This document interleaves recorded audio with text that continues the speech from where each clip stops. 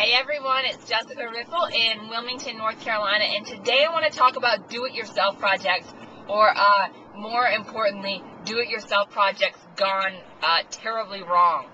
My buyers and I yesterday looked at a house that we coined the HGTV gone wrong house. Basically, these homeowners had tried to do a ton of different updates and aesthetically pleasing things to their house. Maybe they had watched too many shows and didn't have enough time to follow through on all the projects. But, you know, things like in one of the rooms, the crown molding that they did, it was all pieced up, but then, you know, the corners where you put the crown molding in the corners, you have to paint that crown molding after you put it up. Otherwise, you see the divisions like Legos when you hook the pieces together. So even though they're white, you still have to paint over them. So things like that just kind of stuck there. The kitchen countertops, you know, the pictures look like a really gorgeous sort of solid surface type countertop. Once you get in the kitchen, you realize that it's kind of a splattered, swirled paint with like a glaze over top of it. On the kitchen countertops. I don't know how well that would hold up if you're cutting and things like that.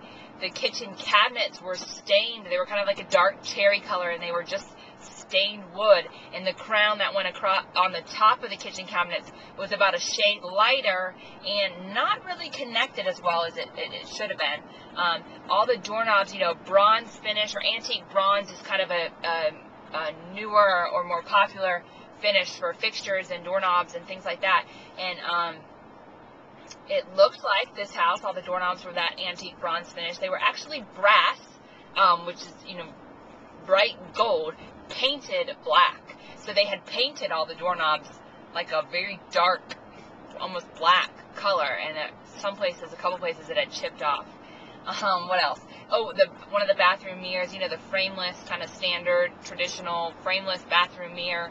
They had put up molding around the edges of that to make it look a little bit nicer, which is a great idea. But upon doing that, one of the, you know, the long pieces, the vertical pieces on either side of the mirror weren't quite long enough, so that horizontal cross piece across the bottom was like this far off the top, but just far enough that you could see that old frameless mirror coming through the back of it. So every single room, you know, had been painted. They picked great, you know, aesthetically pleasing colors in the paint colors. However, every single room had, you know, blue and green dots and lines along the perimeter of the bedrooms or the rooms on the white ceiling where they had accidentally touched the ceiling over and over.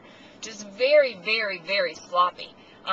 Needless to say, my buyers made an offer on something else. You've got to remember, if you're doing these projects, that the quality of work that you do or somebody else does is so important. Who wants to purchase a house when they don't even know how it's been? You know, if that's how you paint a room and do updating and things, how have you maintained the house? You know, the mechanical items and that kind of thing. How well have you really kept up with the property? So it's a huge turnoff for buyers when you see properties like this. And, you know, it's great to do these kinds of things, and it's great to care about how your house shows and looks.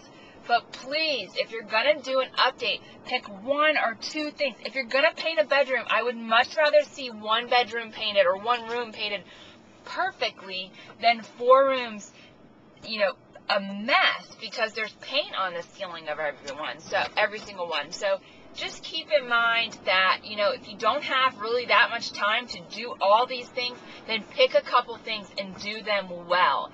It will serve you much better and more effectively if you do this rather than do all these things just kind of a mess. It doesn't look good. So these are my thoughts. If you have any questions or comments, or you disagree with what I've had to say, please feel free to email me at jessicariffle@seacoastrealty.com. Thanks so much for listening. Have a wonderful day.